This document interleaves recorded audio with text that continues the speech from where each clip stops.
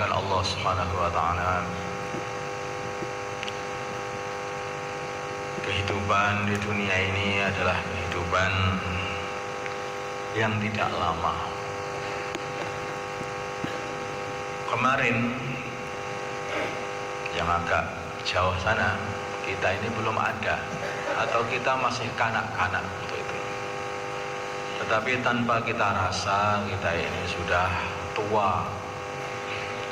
Sebagian di antara kita ini juga sudah menikah, sebagian lagi sudah mempunyai anak, sebagian lagi sudah mempunyai cucu,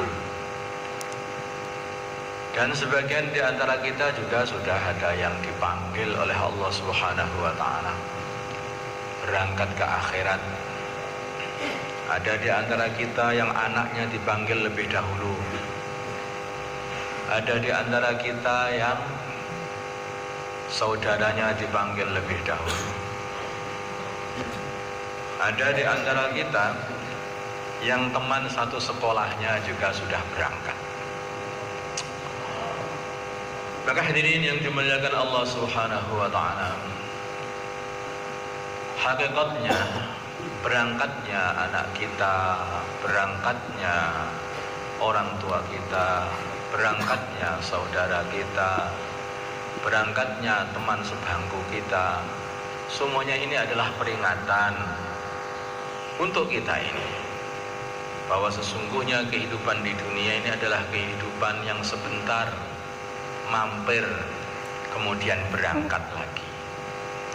Seperti seseorang yang bepergian, kemudian dia itu merasa lapar, mampir ke warung, mampir beberapa saat, makan secukupnya, kemudian berangkat lagi. Hanya begitu saja. Itulah hadirin yang dimuliakan Allah Subhanahu wa taala, kita ini belum sampai tujuan. Kita ini masih dalam perjalanan. Kita ini masih dalam perjalanan. Maka Allah Subhanahu wa taala telah menjadikan satu hari yang ada di dunia ini, satu hari yang ada di akhirat sana, itu adalah seperti 1000 hari yang ada di dunia ini. Lalu umur kita itu berapa? Umur kita ini nggak ada sehari akhirat. Seumpama umur kita ini 1000 tahun seperti umurnya Nabi Nuh alaihi salatu wassalam, maka artinya kita ini mampir ke warung selama sehari, kemudian berangkat langsung. Seumpama umur kita ini hanya 100 tahun atau hanya 60 tahun, bahkan sekarang ini juga banyak anak-anak muda itu yang sudah dipanggil oleh Allah. Lalu hanya berapa menit kehidupan kita di dunia ini, mampir beberapa menit kemudian berangkat. Maka hadirin yang dimuliakan Allah Subhanahu wa taala, kehidupan yang sejati, yang kehidupan yang selama-lamanya di sana, di akhirat sana. Maka apapun yang kita kumpulkan di dunia ini, nanti akhirnya tidak boleh masuk ke akhirat. Seperti orang bepergian dari sini, dari Jawa ini menuju ke Makassar di Sulawesi sana. Ketika dia itu masuk ke airport, maka dilihat, ini boleh masuk, ini nggak boleh masuk, ini boleh masuk, ini nggak boleh masuk. Hanya beberapa barang yang diizini sajalah lampu yang masuk, yang dibawa nanti sampai ke Sulawesi, ke Makassar sana. Ini contohnya. Demikian juga nanti kalau kita ini sudah melewati airport akhirat, jadi kalau sudah mati masuk ke kubur, di situ itu mulai ada, ini boleh masuk, ini tidak boleh masuk, ini boleh masuk, ini tidak boleh masuk. Harta-harta kita akan diteliti di sana. Kemudian yang boleh masuk, yang akan menjadi amalan kita dan dapat kita gunakan sebagai jajan nanti di akhirat sana, oleh-oleh di akhirat, maka hanyalah amalan-amalan yang ikhlas. Hanya itu saja. Amalan-amalan yang tidak ikhlas, maka amalan yang seperti ini tidak akan diterima oleh Allah Subhanahu wa taala. Tidak boleh masuk ini enggak boleh masuk. Hadirin yang dimuliakan Allah Subhanahu wa taala, pemilihan amalan di akhirat sana ini lebih teliti daripada pemilihan barang-barang yang ada di airport. Nah, lebih teliti lagi. Walaupun tidak ada orang yang tahu, sampai kita ngaku-ngaku, ya Allah, dulu aku ini adalah seorang ahli sedekah. Aku telah menginfakkan hartaku begitu hebat, begitu banyak karena Engkau. Allah Subhanahu wa taala tidak dapat kita tipu. Kalau memang kita ini nipu maunya, maka Allah akan mengatakan, tidak, kamu bohong. Nah, karena Allah Maha tahu dengan apa yang ada di dalam hati kita ini. Kamu telah menginfakkan hartamu begitu banyak supaya orang-orang mengatakan kepadamu, dia ini adalah orang yang dermawan. Sekarang orang-orang sudah mengatakan padamu, kamu orang dermawan. Nah, sudah, ambil itu saja hasilnya. Kalau kita mengaku aku ini adalah ahli ibadah, ya Allah, aku habiskan seluruh waktuku untuk ibadah. Nah, seumpama seperti itu. Karena Engkau, Allah Maha tahu. Walaupun seluruh makhluk tidak tahu, Allah tetap tahu. Bohong. Kamu beribadah supaya dilihat manusia. Fawailul lil musallin alladzina hum an salatihim sahun alladzina hum yura'un. Kehancuran bagi orang-orang yang salat beribadah, yaitu orang-orang yang mereka ini salatnya dengan lalai, sedangkan mereka ini kalaupun beribadah hanya pengen dipertontonkan kepada orang lain. Dikatakan Allah adalah fawailul lil musallin, kehancuran kepada mereka. Jadi nggak ada, kita tidak bisa tipu-tipu di sini ini. Kalau di dunia mungkin kita bisa nipu-nipu, tetapi kalau nanti di mahkamah akhirat sana tidak ada yang bisa nipu Allah Subhanahu wa taala. Kemudian hadirin yang dimuliakan Allah Subhanahu wa taala, juga digambarkan bila mana seseorang itu membawa perkara-perkara yang tidak boleh dibawa. Narkoba namanya seperti itu. Maka bukan hanya tidak boleh masuk, tapi orang ini malah ditangkap di penjara nanti kalau mau lewati airport sana. Demikian juga kalau kita ini ke akhirat, kemudian kita membawa jajan amalan kemaksiatan. Oleh-oleh kita adalah kemaksiatan yang kita amalkan selama di dunia. Maka bukan ini tidak boleh masuk, bukan. Oh, ini penjahat ternyata ini. Ditangkap di sana ini. Dan harus dimasukkan di penjara akhirat, di nerakanya Allah Subhanahu wa taala. Maka hati-hati di dalam amal ini. Hidup ini sebentar. Apa yang kita beli di dunia ini, apa yang harus kita bawa nanti untuk ke akhirat ini. Karena hanya bisa di dunia ini saja kita ini mau membeli kebaikan atau membeli keburukan. Kalau kita membeli kebaikan untuk dibawa ke akhirat, maka itu keuntungan bagi kita. Sebaliknya kalau kita membeli perkara haram kemudian kita bawa ke akhirat, maka itu kehancuran bagi kita. Hadirin, ini gambarannya orang hidup di dunia. Maka itulah sudah seyogyanya, sudah selayaknya orang yang beriman ini memikirkan apa yang harus dibawa di akhirat. Ini yang paling dipikirkan. Walaupun dia ini harus menekan keinginan dirinya. Memang diri ini itu keinginannya macam-macam, yang enak-enak. Tetapi orang yang bijak tentu saja dia tidak akan mengikuti keinginan-keinginan nafsunya. Ditahan. Al-qayyisu man dana nafsahu wa amila lima ba'dal maut. Orang yang pintar itu adalah orang yang mampu menundukkan dirinya, yang mampu menundukkan diri, menekan dirinya dan amal untuk akhiratnya. antara kemauan nafsu dan perintah Allah Subhanahu wa taala ini kelihatannya banyak sekali bertentangan. Kalau Allah Subhanahu wa taala perintahkan supaya kita puasa, tentu saja nafsu kita yang menginginkan kita ini makan enak kenyang. Kalau Allah Subhanahu wa taala perintahkan supaya kita ini pagi-pagi harus bangun, wudu, kemudian sholat subuh, maka nafsu kita menginginkan tidur sampai siang itu lebih enak. Kalau Allah Subhanahu wa taala memerintah kita supaya menginfakkan harta, sebagian bukan semuanya, menginfakkan sebagian harta kita kepada orang-orang yang membutuhkan, kepada fakir miskin.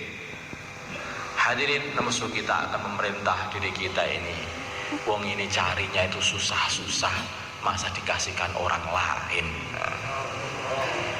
Kalau Allah Subhanahu wa taala perintahkan kita ini supaya bergerak, berjuang, meninggalkan keluarganya sementara, maka nafsu kita akan membujuk diri kita, bagaimana kalau kamu tinggalkan selama 40 hari tokonya tutup, ya rugi kamu itu, berjuta-juta duit akan rugi.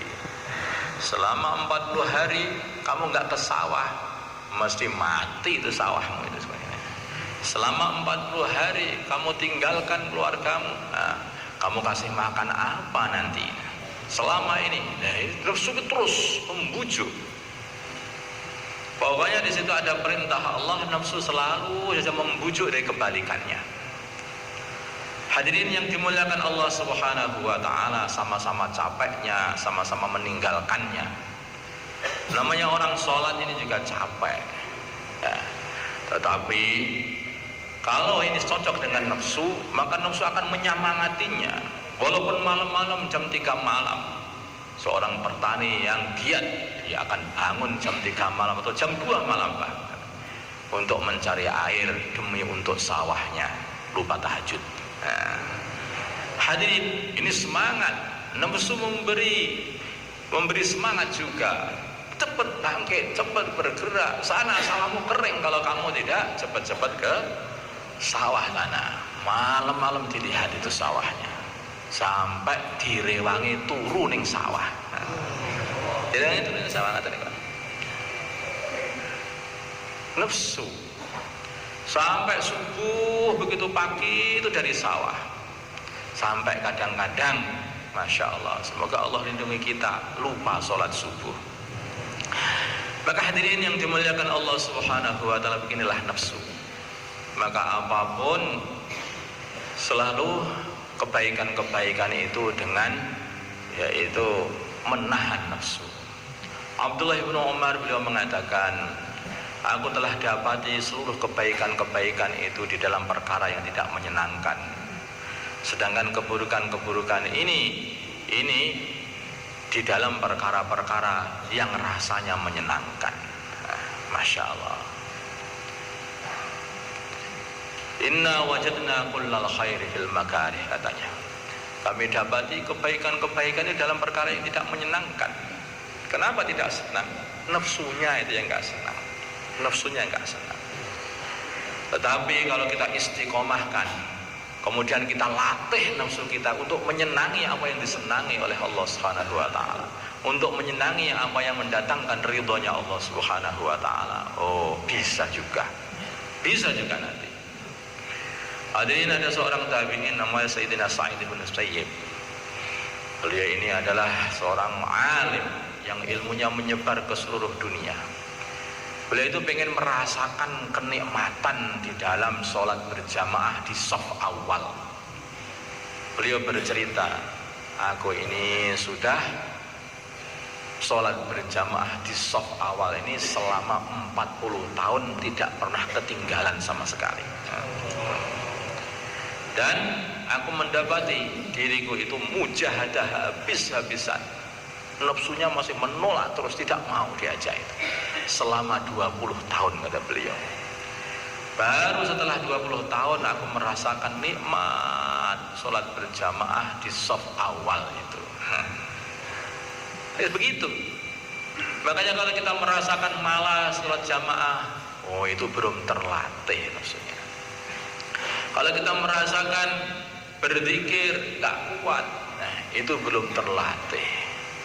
Kalau kita berpuasa nggak mampu, itu karena belum terlatih. Kalau kita ini berdakwah, Masya Allah 3 hari saja rasanya seperti 3 tahun, itu belum terlatih. Itu karena belum terlatih. Sebaliknya kita ini telah melatih diri kita meninggalkan keluarga demi untuk mendapatkan uang. Pergi mama 1 bulan untuk kerja, balik hanya sehari 2 hari, kerja lagi 1 bulan, balik sehari 2 hari. 1 orang pun tidak ada yang mempermasalahkan. Istrinya tidak mempermasalahkan, orang tuanya tidak mempermasalahkan, anaknya tidak mempermasalahkan, lingkungannya tidak mempermasalahkan, karena mereka semuanya beranggap ini cocok, ini cocok dengan nafsu semua orang dan nafsu dia sendiri. Cocok. Kalau sudah cocok dengan nafsu, gak ada yang mempermasalahkan. Tapi coba tinggalkan 3 hari begitu saja, karena nggak cocok dengan nafsu dia, nggak cocok dengan nafsu istrinya, nggak cocok dengan nafsu anaknya, nggak cocok dengan nafsu orang lingkungannya, kampungnya, akhirnya seluruh kampung menyalahkan semuanya. Padahal ini untuk agama, padahal ini untuk kehidupan setelah kita ini di dunia ini, yaitu untuk akhirat, kehidupan yang selama-lamanya, kehidupan yang seharinya saja seperti 1000 hari yang di dunia ini. Hadirin, menahan nafsu itu adalah kunci kesuksesan. Fa amma man khafa maqama rabbih wa nahan nafsa 'anil hawa fa innal jannata hiyal ma'wa. Adapun orang yang dia ini takut, mengkhawatirkan ketika dia harus berdiri di hadapan Tuhannya dan harus menjawab pertanyaan-pertanyaan dari Tuhannya. Nah, kemudian dia mampu menahan nafsunya, lah orang inilah yang nanti akan menjadi penduduk surga. Orang seperti ini. Ini ayat ini memberi isyarah kepada kita, yaitu untuk bisa menahan nafsu maka perbanyak mengingati akhirat. Untuk memudahkan diri kita ini menahan nafsu, yaitu perbanyak mengingati urusan akhirat. Apapun tindakan-tindakan kita selalu ingat, nanti kalau ditanya Allah, jawabanku bagaimana? Berbuat apa saja. Kalau kita duduk di sini ini juga dirasakan. Nanti kalau aku ditanya oleh Allah Subhanahu wa taala, nanti aku bisa jawab apa? Kalau kita ini pulang nanti ke rumah, kemarin 3 itikaf di sini ini, seumpama, pulang langsung nanti kalau ditanya Allah, kenapa engkau kok tidak itikaf waktu malam Jumat itu? Bagaimana jawabannya itu harus disiapkan juga. Hadirin yang dimuliakan Allah Subhanahu wa taala, hakikatnya seperti itu. Bahkan urusan minum air putih itu saja. Minum air putih itu saja nanti akan ditanya oleh Allah. Maka dipikirkan dulu, aku minum air putih ini nanti kalau ditanya oleh Tuhanku, maka aku harus jawab apa? Pikirkan dulu sampai ketemu jawabannya. Oh ya, nanti aku akan jawab, nanti aku biar seger minum ini. Ketika seger bisa membaca Al-Quran. Setiap 1 gelas air putih itu adalah untuk 5 juz Al-Quran. Alangkah hebatnya kalau kita bisa menjawab seperti itu. Tetapi ini disiapkan semuanya. Jangan sampai kita ini minum air putih, kemudian tenaga yang dihasilkan dari air putih ini kita gunakan untuk kemaksiatan. Bagaimana nanti kalau kita ini ditanya oleh Allah Subhanahu wa taala? Nah, inilah maka dikatakan seumpama orang itu mau memikirkan ini, yaitu memikirkan pertanggungjawabannya nanti ketika dia harus menjawab pertanyaan-pertanyaan dari Tuhannya, oh dia nanti akan mudah untuk bisa menekan nafsunya. Fa amma man khafa maqama rabbih wa nahan nafsa 'anil hawa, digandengkan antara kekhawatiran dan takut dengan nahan nafsu, digandengkan. Kayaknya kalau orang itu ada kekhawatiran, kepada pertanyaan-pertanyaan yang harus dihadapi, maka dia akan mampu nanti, yaitu menahan nafsunya. Demikian juga di hadis tadi, al-qayyisu man dana nafsahu wa amila lima ba'dal maut. Antara amal untuk akhirat dan menahan nafsu digandengkan. Kalau orang memikirkan untuk bisa amal akhirat, maka dia akan mampu untuk menahan nafsunya. Kalau dia mampu menahan nafsunya, maka dia akan ringan untuk amal akhiratnya. Maka hadirin yang dimuliakan Allah Subhanahu wa ta'ala, kadang-kadang itu nafsu itu tersembunyi di dalam hati, tersembunyi sekali. Bahkan orangnya itu sudah perasaan, aku sudah bersih betul ini, sudah tak tahan, aku sudah mujahadah ini. Aku duduk di sini ini, tak buat duduknya terus iftiras terus tanpa henti. Ini sudah mujahadah ini aku ini. Kadang-kadang kita tidak tahu, ternyata masih ada sesuatu yang tersembunyi. Maka seorang alim, dia ini suluk beribadah, menjadi muridnya Sayyidina Abu Yazid Al-Bustami. Maka orang itu datang, kemudian berzikir atas petunjuknya Sayyidina Abu Yazid Al-Bustami.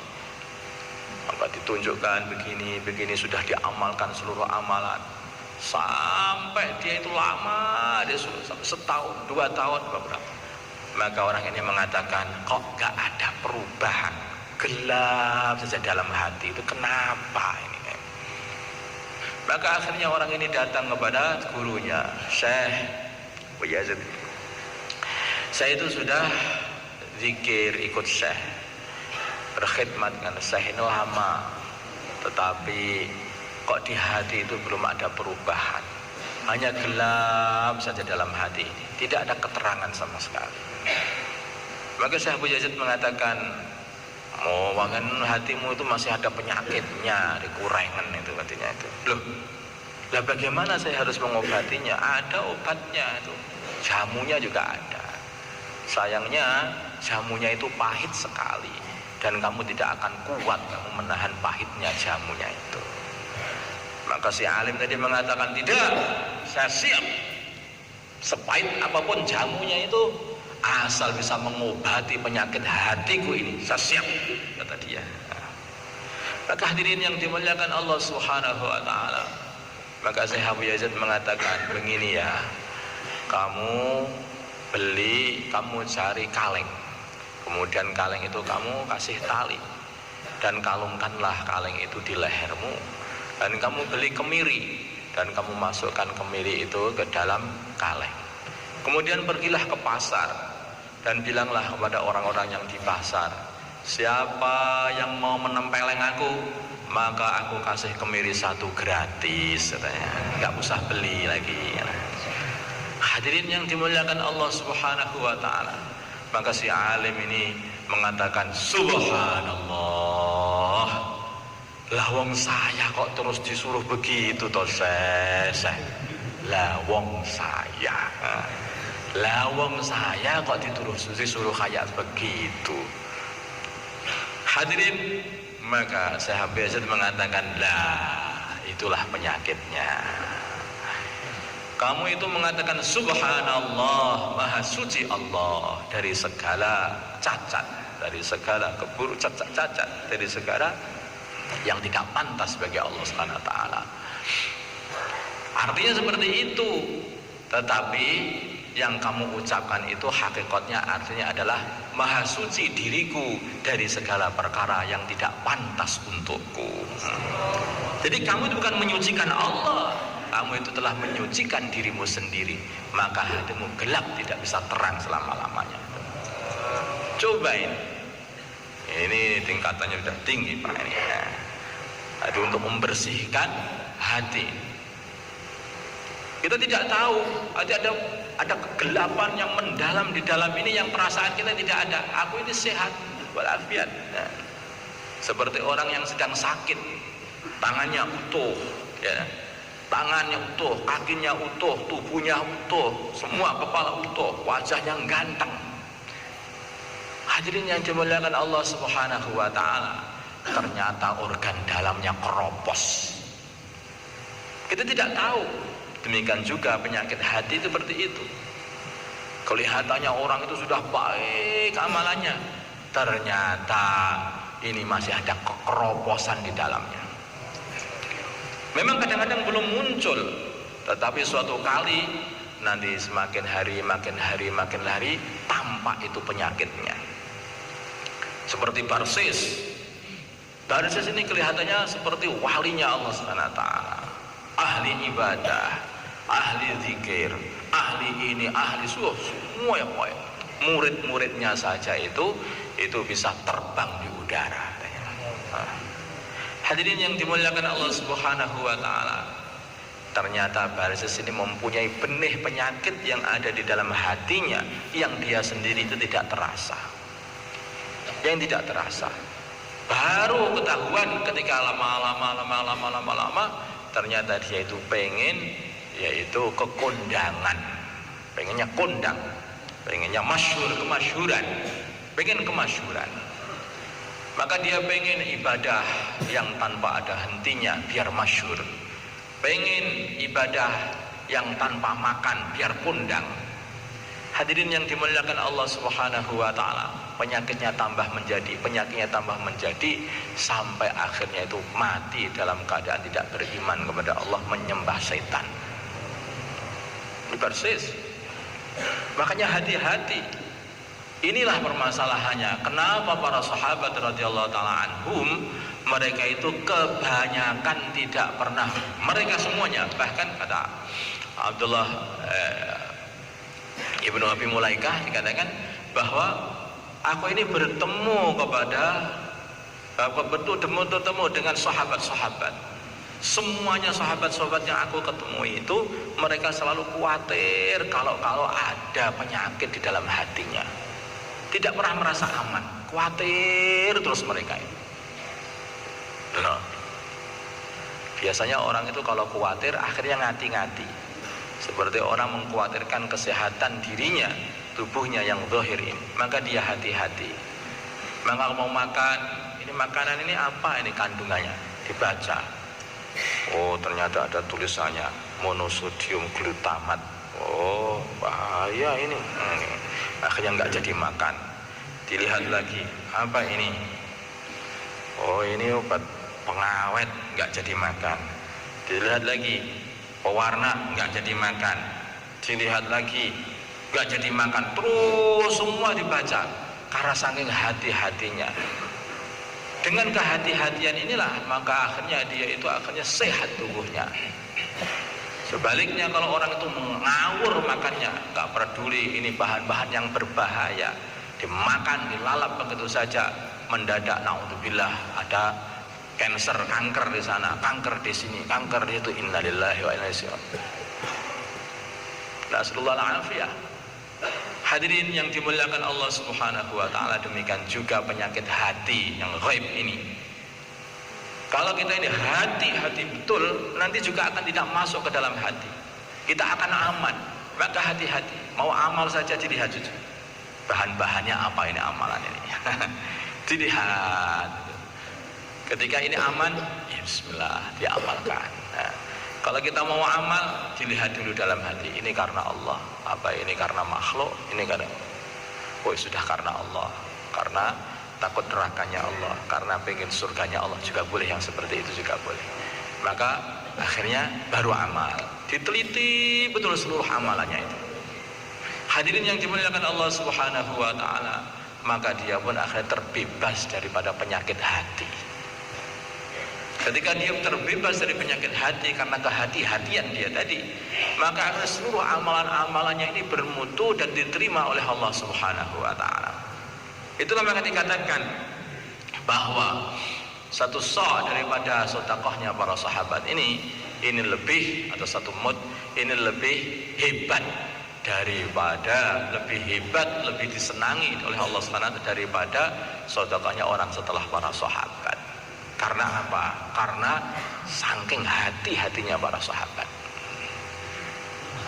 Gambarnya seperti ini. Ada Mas Madiun, dan ada emas glodok.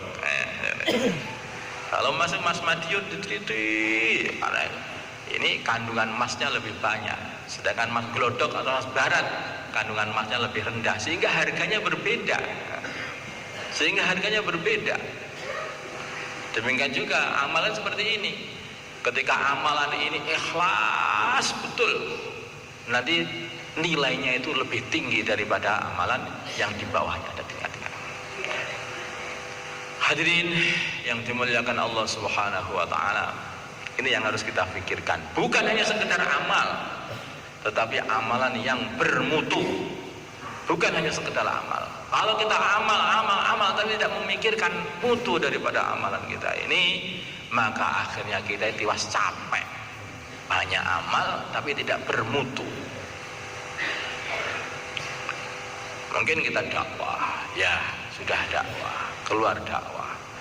Maka dulu ada orang yang keluar dakwah, ditanya oleh Syekh Abdul Wahab dari Pakistan itu. Maka Syekh Abdul Wahab bertanya, orangnya itu risau, apa saya dakwah ini kok nggak ada rasanya itu. Syekh, bagaimana ini? Maka Syekh Abdul Wahab bertanya, loh begini, saya tanya dulu, selama kamu keluar 4 bulan itu, kamu menjaga sholat jamaah di shaf awal apa enggak? Ya kadang-kadang. Jamaahnya itu tidak dijaga apa enggak? Ya kadang-kadang. Kamu istiqomah sholat tahajud apa enggak selama 4 bulan itu? Ya, tapi ya kadang-kadang. Bagaimana kamu istiqomah untuk ikut jaulah itu juga enggak? Kadang-kadang. Semua kadang-kadang. Lah kalau kamu amalanmu itu kadang-kadang, lah kalau kamu pengen hasil yang sempurna itu ya jauh. Itu yang kamu pikirkan itu bagaimana? 4 bulan keluarnya tetapi tidak bermutu namanya itu. Tidak bermutu. Akhirnya waktunya lama tetapi justru dia itu hanya capek yang didapatkannya. Ini penting. Yang dipikirkan mutu daripada amal. Apalagi zaman sekarang ini, zaman HP dan internet ini. Nah, kita keluar, tetapi tawajuh kita ini, masya Allah, luar biasa. Jauhlah di seluruh dunia. Bisa memantau rumah, bisa memantau teman-teman, bisa memantau sana, mantau sini, mantau dunia, mantau akhirat. Hadirin yang dimuliakan Allah Subhanahu wa taala, kalau kita tidak tawajuh di dalam menurunkan hidayah dari langit ini, apa yang ada kalau kita sedang menghadap seorang raja, kemudian kita membawa HP, kemudian dilihat begini, kemudian diem aja, maka bagaimana raja itu? Fulan, kamu kesini tuh mau apa? Kadang-kadang, oh iya, saya sedang keluar tuan. Raja, terus ini. Kamu mau apa? Saya mau pengen menghadap pada Tuhan, tapi menghadap lagi ke HP-nya. Ini seumpama saja. Hadirin yang dimuliakan Allah Subhanahu wa taala. Maka apakah permintaan orang ini dikabulkan oleh si raja tadi? Tidak. Maka orang dalam keluar dakwah ini ada punya hajat apapun, maka mestinya dia itu kerahkan seluruh keinginannya, seluruh tenaganya di satu titik saja, yaitu bagaimana Allah Subhanahu wa taala mengabulkan hajatnya tadi. Hajatnya orang dakwah itu apa? Hajatnya orang yang keluar dakwah itulah menurunkan hidayah di dunia, menurunkan hidayah. Seperti baginda Nabi Muhammad SAW, begitu beliau itu pada perjuangan Badar, maka beliau berdoa kepada Allah mulai awal sampai akhir. Beliau berdoa, ya Hayy ya Qayyum, ya Hayy, tidak menoleh sama sekali. Berdiri, duduk, berdiri, duduk, berdiri, duduk baginda Nabi. Diangkat tangannya sampai beliau itu bajunya pun terlepas.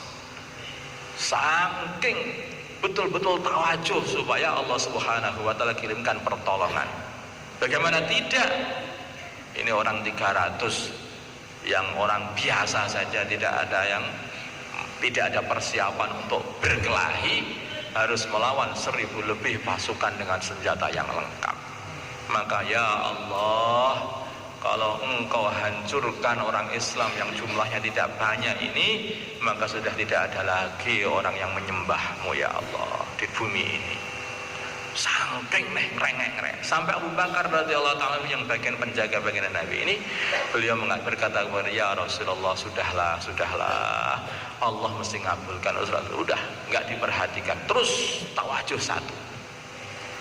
Begitu kalau orang itu lagi yaitu pengen sesuatu kepada Allah, tawajuh yang sungguh-sungguh. Hadirin yang dimuliakan Allah Subhanahu wa ta'ala, diceritakan ada seorang yang berdoa kepada Allah, seorang syekh, dia ini berdoa kepada Allah, ya Allah, ya Allah, ya Allah, ya Allah, terus begitu. Sebetulnya dia ini sudah tawajuh mungkin, atau wallahu a'lam. Kok ada suara mengatakan doamu tidak diterima.